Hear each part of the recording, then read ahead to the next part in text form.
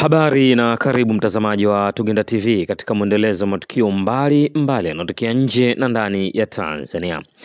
Kubwa hii leo kutokea huko mkoani Rukwa, jeshi la polisi mkoani hapo linamsaka Bosco John Fataki, mkazi wa kijiji cha Kambo, wilaya ya Kalambo, kwa tuhuma za kumshambulia mtoto mwenye umri wa miaka 8. Jina limehifadhiwa, mwanafunzi wa darasa la kwanza kama inavyoonekana kwenye picha mjongeo inayosambaa katika mitandao ya kijamii na makundi sogozi. Tukio hilo limetokea tarehe 18 Aprili 2026 majira saa 11:30 jioni katika kijiji hicho.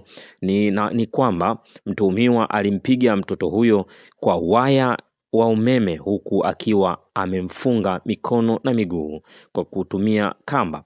Bosco alimtuhumu mtoto huyo kumuibia pipi zenye thamani ya shilingi 200 katika duka lake.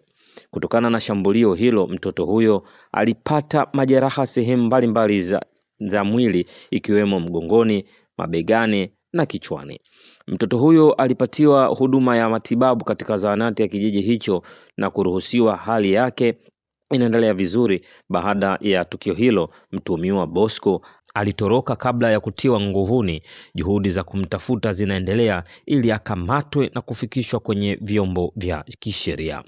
Jeshi la polisi mkoa wa Rukwa linatoa shukrani kwa wananchi waliorekodi na kusambaza picha mjongeo hiyo ambayo imesaidia kwa kiasi kikubwa kufichua kitendo hicho cha kikatili alichofanyiwa mtoto huyo mdogo.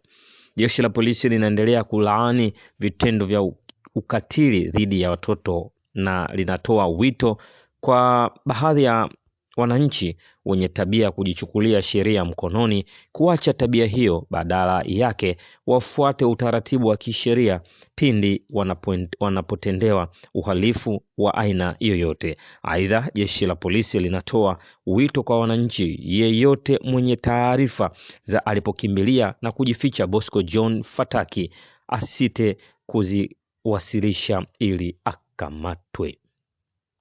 Hiyo ndio taarifa kutokea huko mkoani Rukwa. Na kushauri tusisahau kusubscribe, kushare na kulike Tugenda TV kwa habari na matukio mbali